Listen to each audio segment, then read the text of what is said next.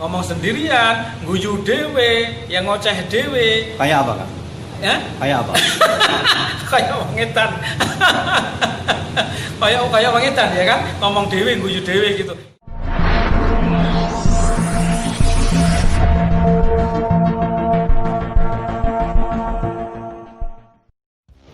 Tivine Dewi. Oke, jempol oke.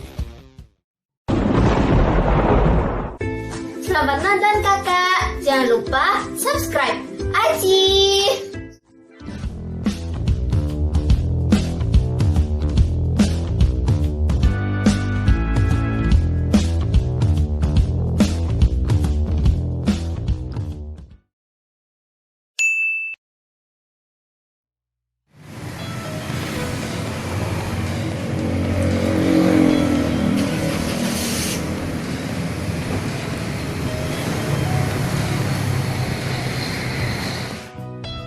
Pagi-pagi selamatan pagi-pagi biar semuanya selamat. Halo. Assalamualaikum. Waalaikumsalam. Ya ahli waris, ini dari siapa ini? Ya ahli kubur. Ahli kubur. Ahli waris aja Pak ya. Pak. Ahli waris ini sing mati wong tuane. Sing mati wong tuane. Ya itu warisan gitu ya. Warisannya mudah-mudahan berupa tanah, ngono Pak ya. Berupa burung ini. Bukan warisannya utang bukan Pak ya. Amin. Pak siapa namanya? Pak Sodik. Oh Pak Sodik. Ya. Pak Sodik menawarkan burung. Iya, yang pertama burung, yang kedua kendaraan. Oh burung apa Pak? Utut. Burung utut bangkok, alhamdulillah sudah Utut.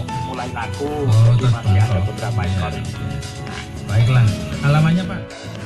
Alhamdulillah. Pon nate ngunjuk deh. Jadi ngapain? Ngopi, nggih. Jawab dulu. Pinten sak? 200.000.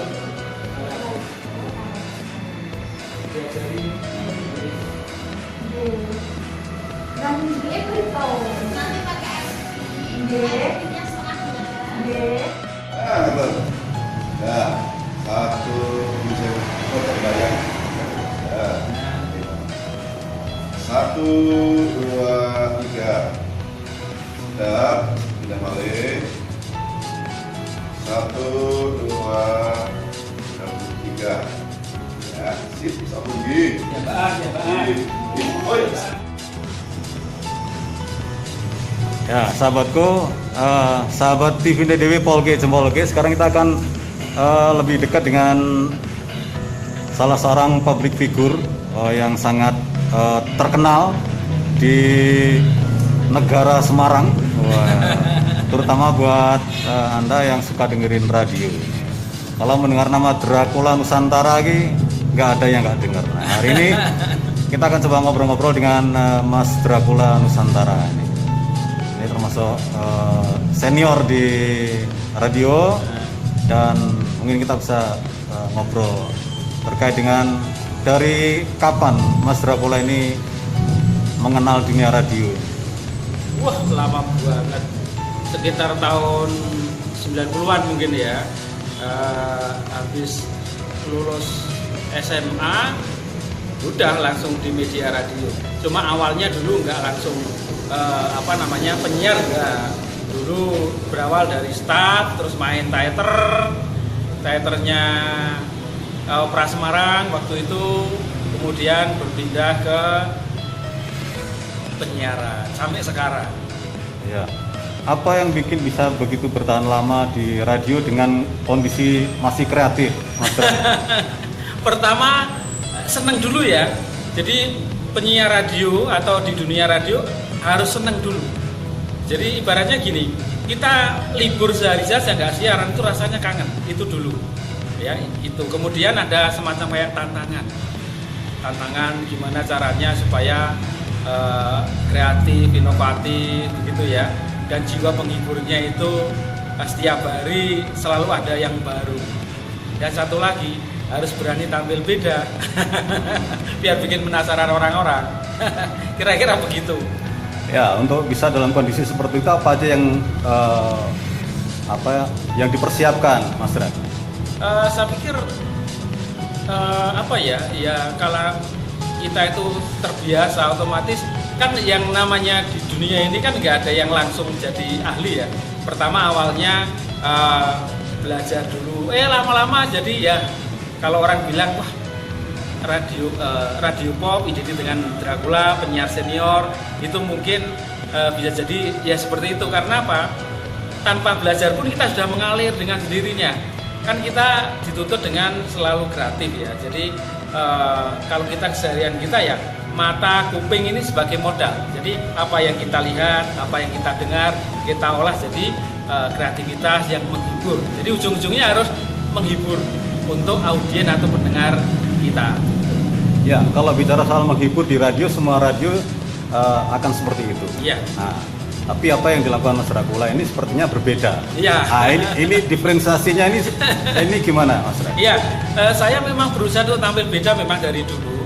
Karena apa? Saya itu awalnya gini, penyiar radio kok kayaknya siarannya itu monoton ya, gitu-gitu aja pakai suara perut gitu. Saya mencoba untuk merubah. Jadi saya ini tampil apa adanya, nggak ada yang ditutup-tutupi gitu. Cuma yaitu saya kepingin sekali tampil beda dari umpamanya gaya siarannya, dari bahasa yang keluar mungkin itu agak sedikit berbeda, agak aneh-aneh gitu. Yang penting tidak ada unsur sara dan apalagi saru ya, itu menghindari itu aja. Tapi kreativitas itu untuk radio kan nggak ada gambarnya. Jadi hanya ucapan bersama atau theater of mind. Theater of mind, guyonan, humor itu harus berbeda dengan penyiar-penyiar pada umumnya. Ya, kalau untuk penyiar-penyiar muda usia katakan itu atau dalam hitungan yang tidak sampai puluhan tahun itu mungkin bisa dipahami. Tapi ini sudah puluhan tahun.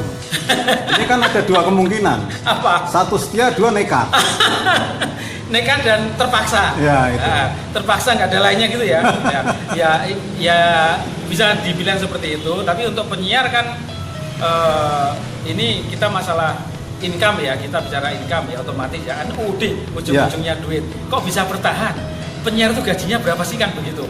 Nah, ini gaji yang standar sesuai dengan kesenioran itu tadi. Kemudian di luar kan ada entertain yang lain, misalnya MC lah atau yang lainnya gitu. Adalah pokoknya orang kreatif itu selalu ada aja. Selalu ada aja. Lah untuk yang muda-muda ini juga harus begitu. Jangan hanya puas jadi penyiar aja, tapi juga di luar ada job yang lain. Contohnya ya MC atau misalnya bikin sesuatu yang berbeda lah, yang sekiranya ada hubungannya sama dunia keradioan. Kira-kira. Ya, Mas Dracula memandang profesi penyiar itu seperti apa dalam kondisi sekarang ini? Dalam kondisi COVID apa kondisi gimana nih? Ya, kondisi sekarang ini. Ya. Ya sekarang ini kayaknya radio terus terang ya agak mungkin bisa dibilang agak terpinggirkan bahasa gaulnya begitu ya. Karena apa? Kita bersaing dengan ini, ya saingannya dengan ini, ya dengan HP, ada FB, ada Instagram, ada macam-macam lah ya. Itu yang membedakan atau jadi saingan kita. Cuma radio itu kelebihannya adalah bisa disambi-sambi dan juga bisa lebih dekat dengan audiens. Itu kelebihannya. Kita harus di positive thinking lah dengan job kita atau pekerjaan kita. Ya, dengan adanya smartphone yang dunia dalam genggaman ini, seberapa ini akan pengaruhnya ke radio sebagai penyiar senior, Mas? Oh, pengaruhnya gede banget. Jadi gede banget. Kenapa? Kalau dulu misalnya orang aktivitas atau di rumah, di tempat kerja, ditempatnya cukup dengan radio. Tapi seperti yang Anda lihat coba, semua dari anak-anak, remaja, dewasa, kakek, nenek, semuanya pegang HP, ya kan? Jadi ya hanya strategi kita ada bagaimana kita bisa sedekat mungkin dengan pendengar, hanya itu, dan bisa menghasilkan duit. Contohnya radio pop, saya di radio pop ada acara Pasar Senggol. Ini kan juga acara yang ujung-ujungnya, begitu ujung-ujungnya duit. Seperti itu, jadi lebih dekat, tidak hanya sekedar menghasilkan hiburan, informasi, tapi juga dapat duit juga gitu. Ya, cara membangun kedekatan itu seperti apa, Mas Ray? Yang sudah dilakukan selama ini? Untuk audiens ya, sedekat mungkin ya keseharian, misalnya nih si A kita sentuh hatinya. Jadi misalnya dia butuhnya apa, minta request tentang lagu, kita kasih. Dengan aktivitas dia sehari-hari, misalnya entah itu kalau pendengar saya kan banyak kerja di pabrik, di warung, di perjalanan, driver dan sebagainya. Ya sudah, misalnya nih seorang driver, kamu lagi OTW ya, hati-hati ya di jalan. Nih jangan ngantuk, misalnya konsentrasi, fokus, jangan mainan HP, tetap bareng Radio Pop, dengerin lagu-lagu yang asik di sini. Jadi disentuh hatinya, kemungkinan dia akan jadi kerasan. Ya, kesan yang paling yang paling berasa sebagai seorang penyiar radio apa? Artinya sukanya apa, dukanya apa itu? Selama ini gimana ya? Ada perasaan bangga, seneng, puas bahkan.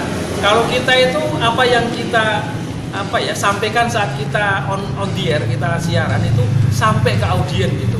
Misalnya seperti yang saya lakukan, umpamanya kalau pas siaran di acara Pasar Senggol itu sangat-sangat bermanfaat bagi audien. Misalnya jualannya jadi cepat laku gitu ya, yang butuh uang cepat, bener-bener mentok, punya barang harus rela dijual. Bahasa saya kan jimat ya, barang siji di rumah harus dijual misalnya, terus laku, itu kan ada rasa bangga gitu. Apalagi kalau misalnya pernah kejadian jual motor, acara belum selesai dia udah telepon, Mas alhamdulillah motor saya sudah laku. Itu ada rasa senang bangga, bukan saya dapat komisi enggak, tapi begitu masalah itu selesai, saya jadi kayaknya senang, merasa kayak tersanjung begitu loh. Itu. Ya, kalau dukanya yang paling terasa atau yang paling diingat apa, Mas? Dukanya kalau saya nggak ada, cuma kadang-kadang kalau misalnya berangkat siaran jalan macet kemudian telat, itu baru sedih saya. Selebihnya nggak ada. Apakah jadi penyiar yang senior dan populer itu membuat keseharian menjadi lebih mudah gitu? Bisa juga ya, bisa juga. Contoh misal begini, kalau kita dapat undangan umpamanya ya, ada entah itu resepsi pernikahan atau apapun, atau orang punya acara gitu, kita diundang datang, mereka ada perasaan senang, oh Dracula datang ke sini. Biasanya saya suruh naik panggung, kita ngocol sebentar seperti itu. Kemudian kalau misalnya membeli sesuatu di pasar atau di toko, kenal, Mas Dracula, ada Pak, Mas untuk jenengan harga spesial lah, seperti itu. Yang dicari seperti itu ya? Iya, dicari seperti itu. Pernah ada pengalaman misalnya ketemu polisi melanggar nggak jadi ketilang gitu? Pernah ya, terus terang pernah, bahkan berkali-kali. Begitu buka helm kan mungkin lampu mati, pernah kan? Nggak sengaja, malam pula masih nyala, berangkat di tengah jalan udah mati.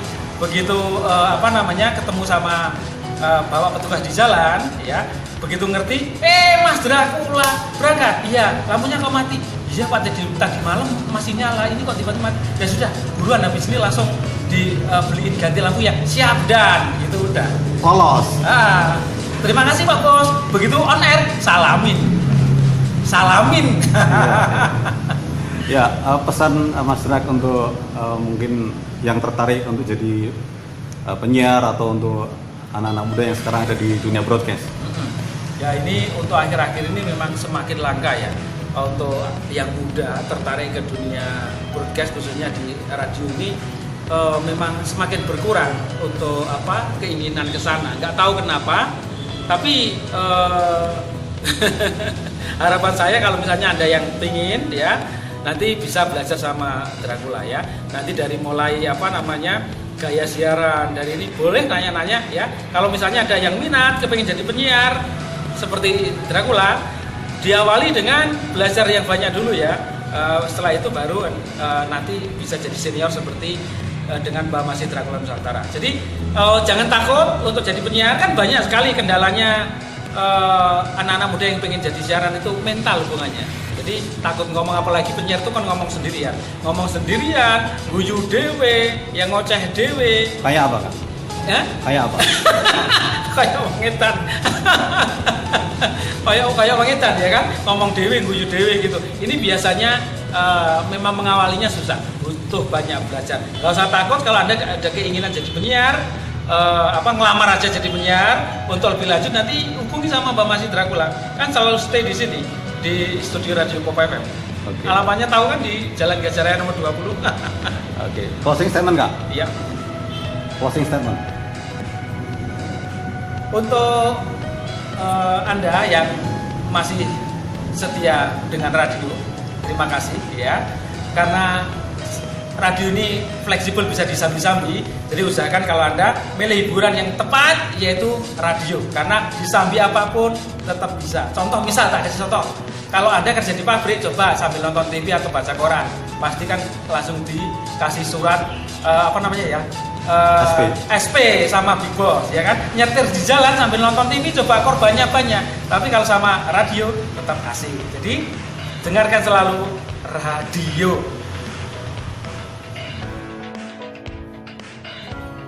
Selain minum susu, ternyata minum teh secara rutin dapat memperkuat tulang kita, guys. Wah. Tulang belulang ya. Kok tulang kita itu loh. Nggak terkena osteoporosis. Nah itu makanya panteng terus Radio Pop FM.